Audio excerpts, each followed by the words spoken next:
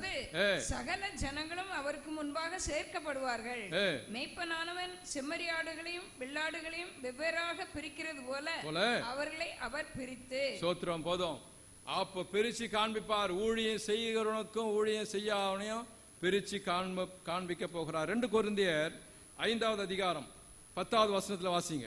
ஏனென்றால் சரீரத்தில் அவனவன் செய்த நன்மைக்காவது தீமைக்காவது தக்க பலனை அடையும்படிக்கு நம்ம எல்லாரும் கிறிஸ்துவின் நியாயாசனத்திற்கு முன்பாக வெளிப்பட வேண்டும். சோத்திரம். எப்படியோ நமக்கு நியாய தீர்ப்பு இருக்கோ இல்லையோ, ஆனாலும் கர்த்தருடைய கடைசி நேரத்தில் கர்த்தர் கணக்கு கேட்கிற அந்த நியாய சங்கத்துக்கு முன்பாக வந்து நிற்கணும். எல்லாம் கணக்கு கொடுக்கணும். கர்த்தர் நம்ம கொடுத்த திறமைகள், ஆஸ்திகள் இதெல்லாம் நம்ம எப்படி பயன்படுத்தி இருக்கிறோம், ஊழியத்துக்காக கொடுத்ததை என்னென்ன எப்படி எப்படி பயன்படுத்துறோம் என்பதற்கு நாம் கணக்கு கொடுக்க வேண்டும். வெளிப்படுத்தல் 22:12 கூட வாசிங்க. இதோ சீக்கிரமாய் வருகிறேன், சீக்கிரமாக வருகிறேன், அவன் கிரியையின்படி நான் அளிக்கும் பலன் என்னோட கூட வருகிறது. பலன் வருகிறது. ஊழியம் செய்தவனுக்கும் செய்யாதவனுக்கு ஏற்ற பலனும் தண்டனையும் வருகிறது என் கூட. ஹல்லேலூயா. சோத்திரம். திரும்பி வந்து கணக்கு கேட்பா. என்ன பதில் சொல்ல போகிறோம்? பிரியமானவர்களே, இன்றைக்கு யோசிங்க. பயமுறுத்துறேன்னு நினைக்காதீங்க. அப்படிதான் நாம் பயமுறுத்துறேன்னு நினைச்சாக நினைங்க. அப்படியே நல்லது. பயமுறுத்துனா பயந்துருங்க.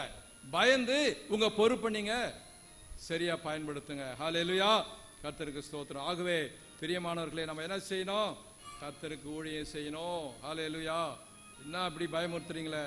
இல்ல நாம் பயமுறுத்தல, ஆண்டவரே பயமுறுத்துறார் நம்மள. ஆண்டவரே இந்த ஓமை மூலமாக நம்மை பயமுறுத்துறார். இப்ப பயமுறுத்துறது நல்லது. பிள்ளைங்களுக்கு என்ன சொல்றோம்? பரீட்சை வருது, எழுந்து படி. இல்ல அவ்வளவுதான், நீ பயமுறுத்துறோம் இல்லையா? அப்போ பிள்ளை எழுந்து படிக்குது ஒழுங்கா. நமக்கு நாம் இப்போ பயமுறுத்தலன்னா சியோனிலே நிர்விசாரமா தூங்கிட்டு இருப்போம். கர்த்தர் நம்ம கொடுத்த ஆஸ்தியை நம்ம இஷ்டத்துக்கும் பயன்படுத்துவோம். அப்போ வந்து கணக்கு கேட்கும் போது ஐயோ நேரத்தை காலத்தை வீணாக்கிட்டனே என்று நினைப்போம். ஹல்லேலூயா. ஆகவே நாம் கர்த்தருக்கு ஊழியம் செய்ய வேண்டும். ஹல்லேலூயா.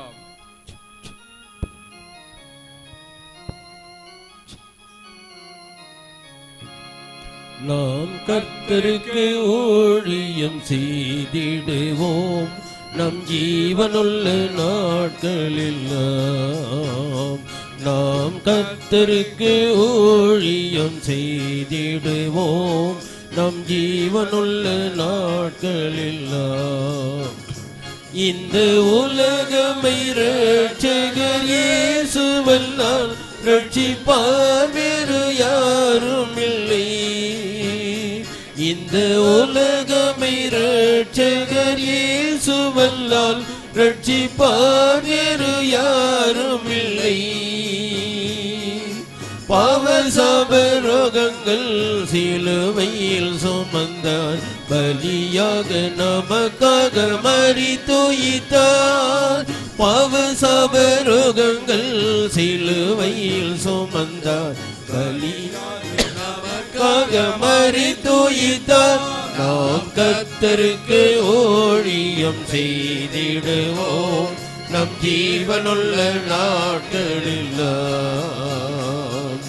நாமோ நற்கிரியைகள் நித்தம் செய்ய கிறிஸ்துவுக்குள்ளாய் சிருஷ்டிக்கப்பட்டோம். நாமோ நற்கிரியைகள் நித்தம் செய்ய கிறிஸ்துவுக்குள்ளாய் சிருஷ்டிக்கப்பட்டோம். பக்தி வைராக்கியம் உள்ளோராய் பரமனின் சேவை செய்வோம். பக்தி வைராக்கியம் உள்ளோராய் பரமனின் சேவை செய்வோம். நாம் கர்த்தருக்கு ஊழியம் செய்திடுவோம் நம் ஜீவனுள்ள நாட்களில். இயேசு பிரதிபலன்கள் ஏந்தி கொண்டு வருவாரே நமக்களிக்க. இயேசு பிரதிபலன்கள் ஏந்தி கொண்டு வருவாரே நமக்களிக்க. மகனை கடாட்சிக்கும் தந்தை போ மகிமையில் வெளிப்படுவார். மகனை கடாட்சிக்கும் தந்தை போல் மகிமையில் வெளிப்படுவார். நாம் கர்த்தருக்கு ஊழியம் செய்திடுவோம் நம் ஜீவனுள்ள நாட்களெல்லாம். இந்த உலகமை இரட்சகர் இயேசுவல்லால் ரட்சிப்பார் வேறு யாரும் இல்லை.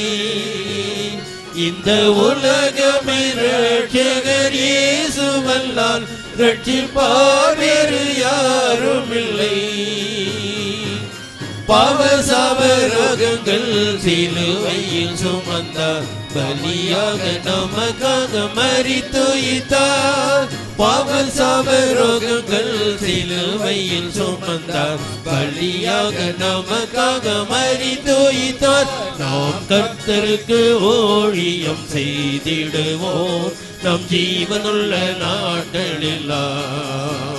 நாம் கர்த்தருக்கு ஊழியம் செய்திடுவோம் நம் ஜீவனுள்ள நாட்களெல்லாம்.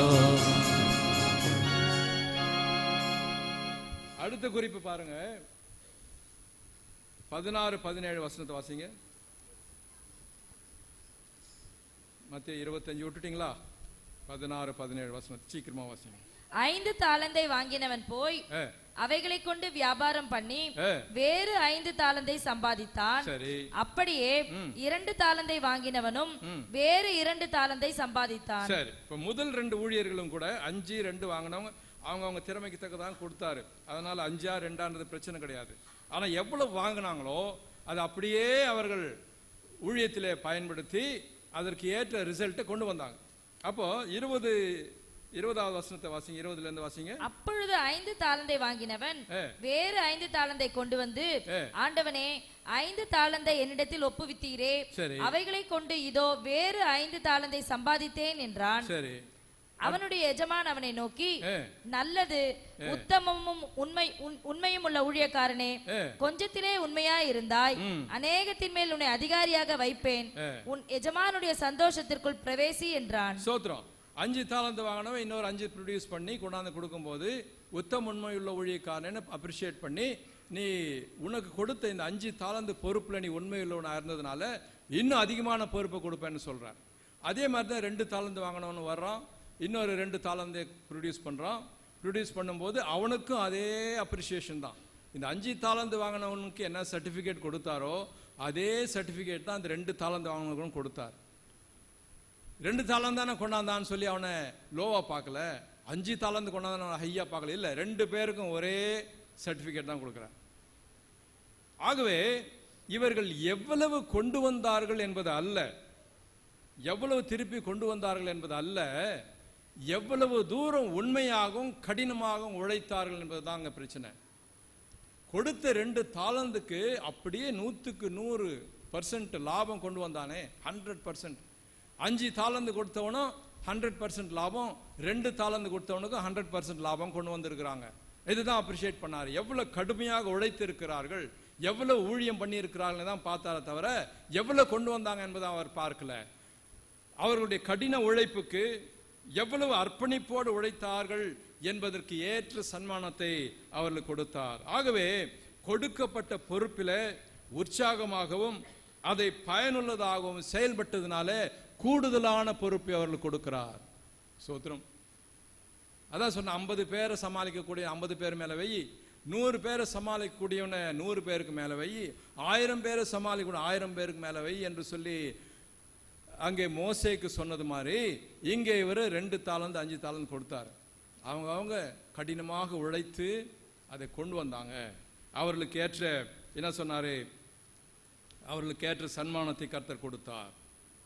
அடுத்தது பார்க்கிறோம் நம்ம, பாருங்க, அதுலயே லூக்கா 16வது அதிகாரம் 11வது வசனத்தை பாருங்க. நீங்கள் உண்மையாய் இராவிட்டால் யார் உங்களை நம்பி உங்களிடத்தில் மெய்யான பொருளை ஒப்புவிப்பார்கள்? மெய்ப்பொருளை யார் கொடுப்போம்?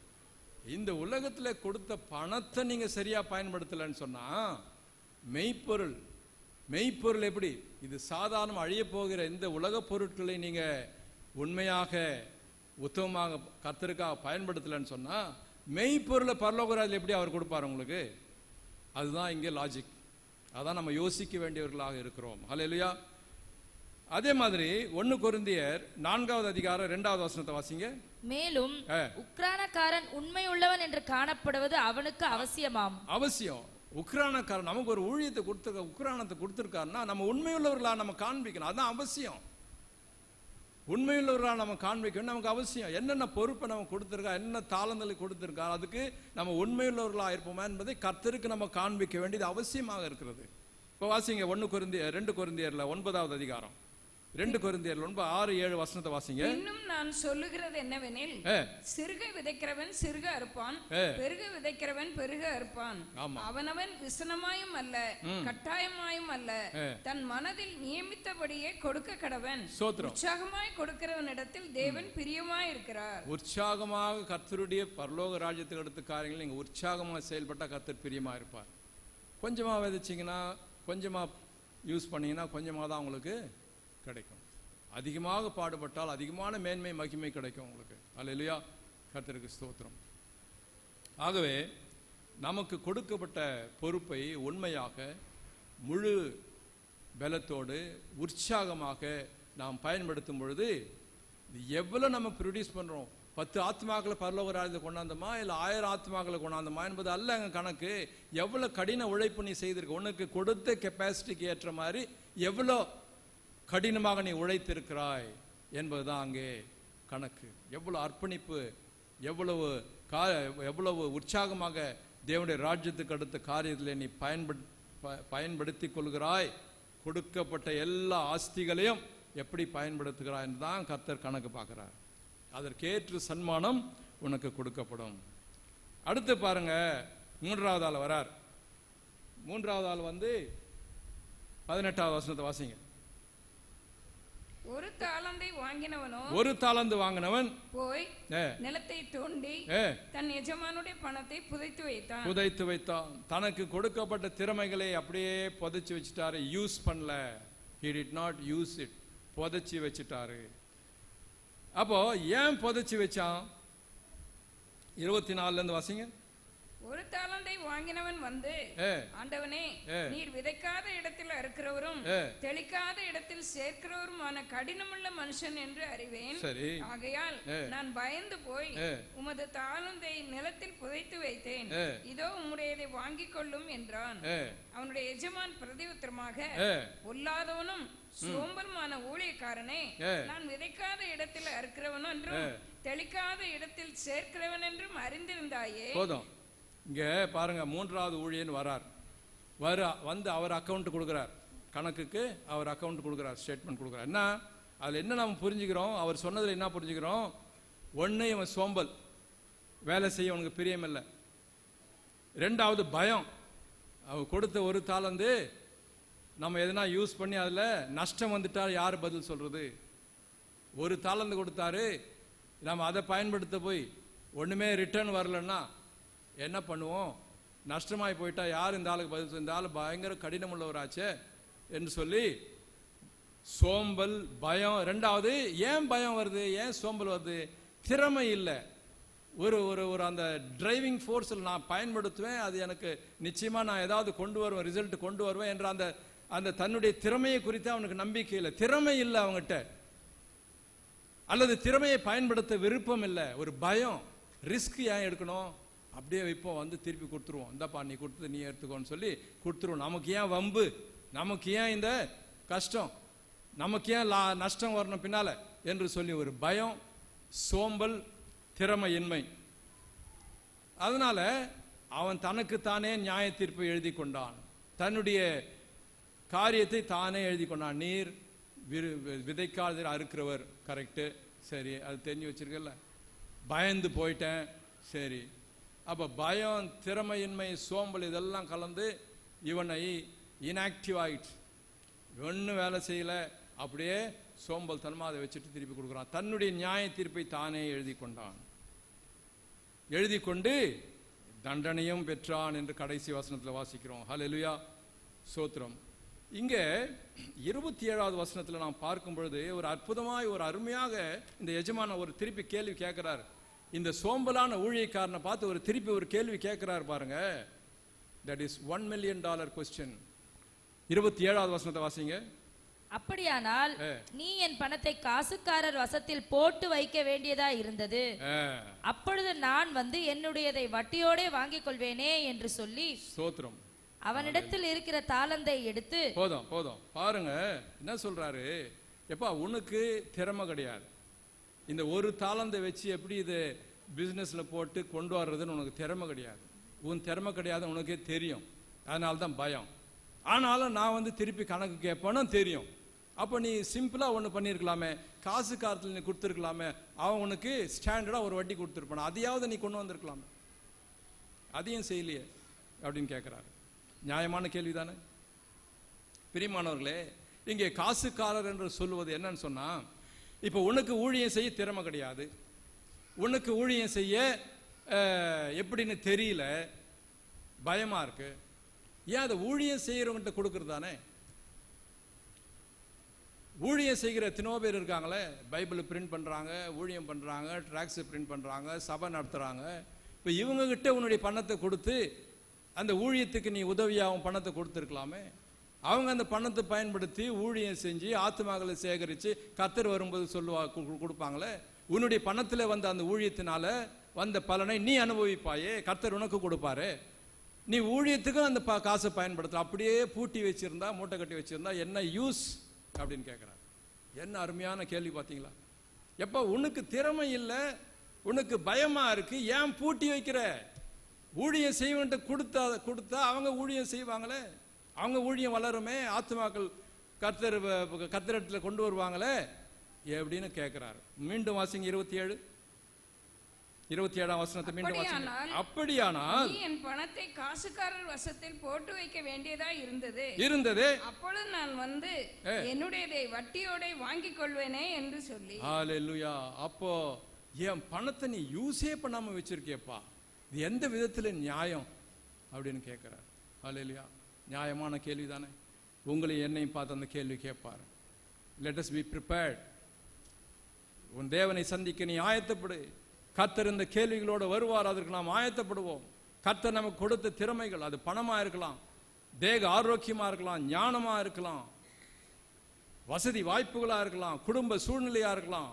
இதையெல்லாம் நம்ம பயன்படுத்தி, நம்மளால பயன்படுத்த முடியலன்னா ஊழியம் செய்கிறவர்களோடு கலந்து ஊழியம் செய்து எப்படியாவது இதை நம்ம முன்னேற்றணும் இல்லையா, இது எப்படியாவது நாம் பயன்படுத்தணும் இல்லையா.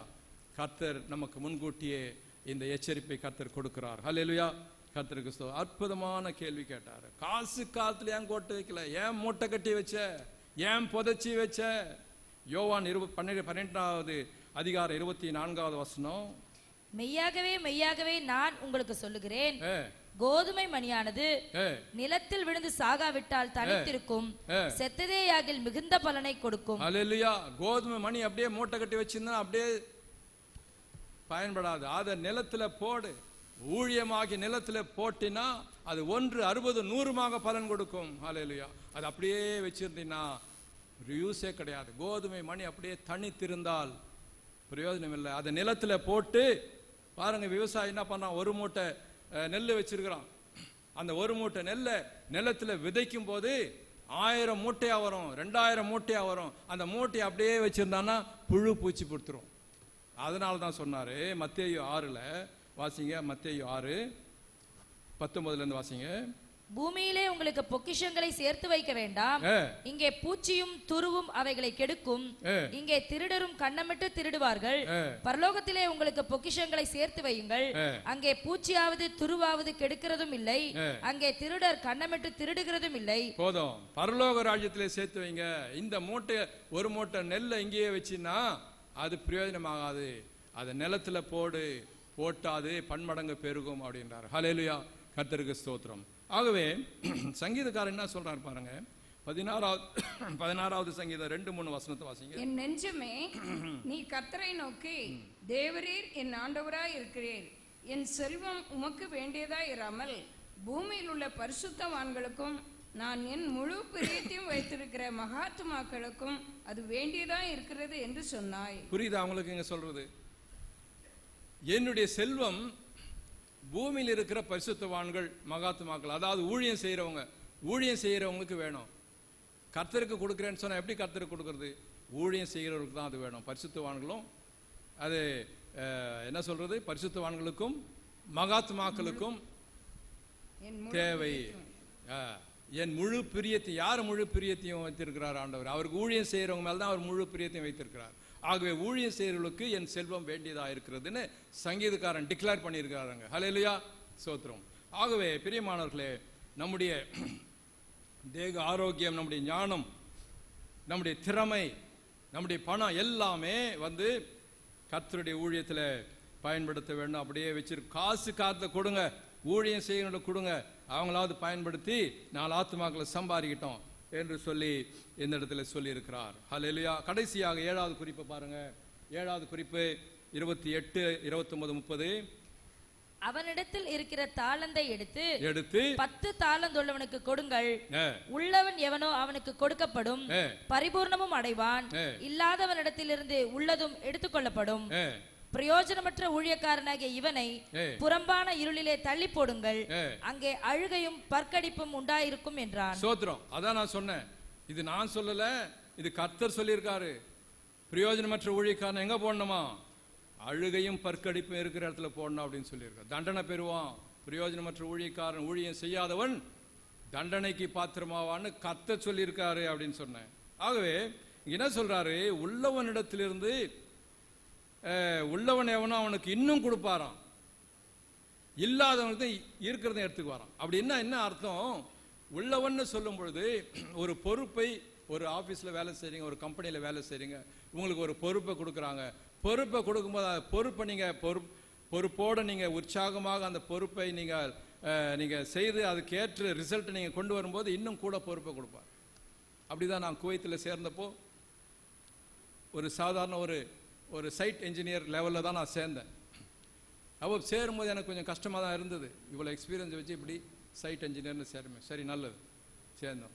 சேர்ந்த உடனே என்னுடைய பாஸ் என்னை பார்த்து ஃபர்ஸ்ட் டைம் தான் பார்க்குறாரு. பார்த்த உடனே என்னை பற்றி ஒரு நல்ல சில வார்த்தைகளை சொன்னார். நான் சொல்ல விரும்பல, அருமையான வார்த்தைகளை சொன்னார். ஜஸ்ட் ஒரு ஃபேஸ் டு ஃபேஸ் பார்த்து பேசினார், அவ்வளோதான். அருமையான சில வார்த்தைகளை சொன்னார். அதற்கு பிறகு அப்படியே படிப்படியாக என்னை உயர்த்தினார். சைட் என்ஜினியர்லேருந்து படிப்படியாக உயர்த்தி ப்ராஜெக்ட் மேனேஜர், 5 ப்ராஜெக்ட்டுக்கு என்ன தலைவனாகினார். ஏன்னா அவர் கொடுத்த சிறிய பொறுப்பில் உண்மையாக திறமையாக நான் என்னுடைய ரிசல்ட்டை காண்பித்ததுனால கடைசியில் நான் அங்கேருந்து வரும்பொழுது ஒரு 5 ப்ராஜெக்ட்டுக்கு ப்ராஜெக்ட் மேனேஜராக இருந்து வந்தேன். நமக்கு ஒரு பொறுப்பை கொடுக்கும்போது, கம்பெனியில் பொறுப்பை கொடுக்கும் பொழுது அதை நம்முடைய எஜமானுக்கு, பாஸுக்கு பிரியமாக இருக்கிற விதத்தில் பயன்படுத்தி அதுக்கு ரிசல்ட் கொண்டு வந்தால் கூடுதலாக பொறுப்பை கொடுப்பாங்க.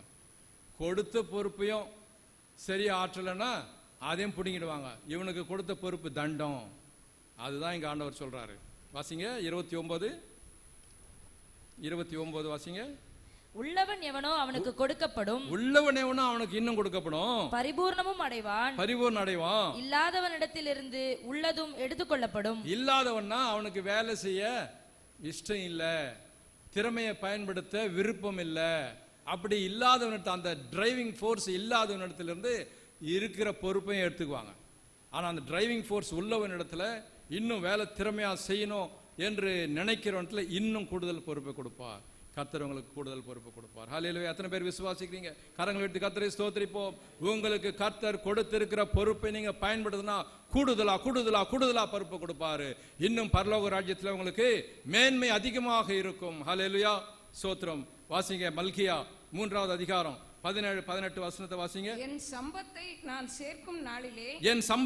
சேர்க்கும் நாளிலே அவர்கள் என்னுடையவர்களாய் இருப்பார்கள் என்று ஹல்லேலூயா சேனைகளின் கர்த்தர் சொல்லுகிறார். சேனைகளின் கர்த்தர் நம்மை நோக்கி சொல்லுகிறார். மனுஷன் தனக்கு ஊழியம் செய்கிற தன்னுடைய குமாரனை கடாட்சிப்பது போல நான் அவர்களை கடாட்சிப்பேன். எனக்கு ஊழியம் செய்கிறவனை, தன்னுடைய மகனை கடாட்சிக்கும் தந்தை போல கடாட்சிப்பேன். அப்பொழுது நீங்கள் நீதிமானுக்கும்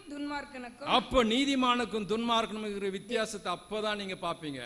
தேவனுக்கு ஊழியம் செய்கிறவனுக்கும் அவருக்கு ஊழியம் செய்யாதவனுக்கும் இருக்கிற வித்தியாசத்தை திரும்பவும் காண்பீர்கள். இருக்கிற வித்தியாசத்தை அப்பதான் நீங்க பாப்பீங்க என்ற சொல்றாரு. நான் திரும்பி வரும் பொழுது தந்தை தன் மகனை கடாட்சிப்பது போல எனக்கு ஊழியம் செய்கிறவனை நான் கடாட்சிப்பேன். மேன்மைப்படுத்துவேன், ஆசீர்வதிப்பேன். அப்போ உங்களுக்கு தெரியும் யாரு துன்மார்க்கன், யாரு நீதிமான், யார் எனக்கு முன்பாக நீதிமானாக நடந்து கொண்டான், யார் எனக்கு முன்பாக துன்மார்க்கமாக நடந்து கொண்டான் என்ற வித்தியாசத்தை அங்கே நான் காட்டுவேன். எனக்கு ஊழியம் செய்தவனுக்கும் ஊழியம் செய்யாதவனுக்கும் இருக்கிற வித்தியாசத்தை அங்கே உங்களுக்கு காண்பிப்பேன்னு சொல்றாரு. இப்பொழுது நமக்கு ஒரு எச்சரிப்பை கொடுக்கிறார். ஹல்லேலூயா, கர்த்தருக்கு ஸ்தோத்திரம். இதனால நான் ஊழியம் செய்ய கர்த்தருக்கு தீர்மானம் எடுப்போம். மோட்ச யாத்திரை சென்று கொண்டிருக்கிறோம் பிரியமானவர்களே. நாம் எல்லாம் we are pilgrims for heavenly abode. நாம பரலோகத்தை நோக்கி மோட்சம் செய்கிறோம். அங்க போயிட்டு நம்முடைய பொக்கிஷம் அங்க அதிகமாக இருக்கணுங்க. அதுக்கு இப்பவே இங்கே நான் சேர்த்து கர்த்தர் பல திறமைகளை உங்களுக்கு கொடுத்திருக்கிறார். தயவு செய்து திறமைகளை பயன்படுத்துவீங்களா? சபைக்காக பயன்படுத்துவீங்களா? கர்த்தருடைய ஊழியத்துக்காக பயன்படுத்துவீங்களா? உங்களுக்கு தனிப்பட்ட முறையில திறமை இல்லைன்னு சொன்னா சபையோடு சேர்ந்து காசு காலத்துல போடுங்க. சபையோடு சேர்ந்து உங்க திறமையை பயன்படுத்துங்க. சபையோடு சேர்ந்து கர்த்தருக்காக உழைங்க. என்ன திறமை உங்களுக்கு இருக்கு? கம்ப்யூட்டர் ஆப்ரேட் பண்றதுல இருந்து, மியூசிக் போடுறதுல இருந்து, பாட்டு பாடுறதுல இருந்து, சாட்சி சொல்றதுல இருந்து, சரியான நேரத்துக்கு சபைக்கு வர்றதுல இருந்து பல விதங்களிலே நீங்க ஊழியத்துக்கு பயன்படலாம். உங்களுடைய நண்பர்களை அழைத்து கொண்டு வர்றதுல இருந்து பயன்படலாம். கொண்டு வந்துருங்க, இங்க மத்தத்தை நாங்க பாத்துக்கிறோம். சில பிரச்சனைகளோட தேவைகளோடு இருக்காங்களா, ஆலோசனை வேணுமா, இங்க கொண்டு வாங்க, நாங்க ஆலோசனை கொடுத்து அவங்களை சரி பண்ணிடுறோம்.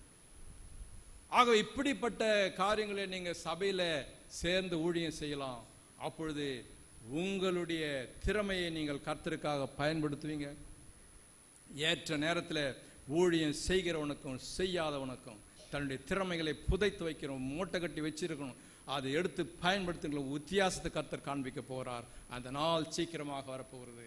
நம்ம எல்லாம் மோட்ச யாத்திரை செய்யலாம். வெகு சமீபமாக இருக்கிறது. நாம் போக வேண்டிய இடம் வெகு சமீபத்திலே வந்திருக்கிறது. ஹல்லேலூயா. எல்லாம் எழுந்து நிற்போமா? தயவுசெய்து எல்லாம் எழுந்து நிற்போம்.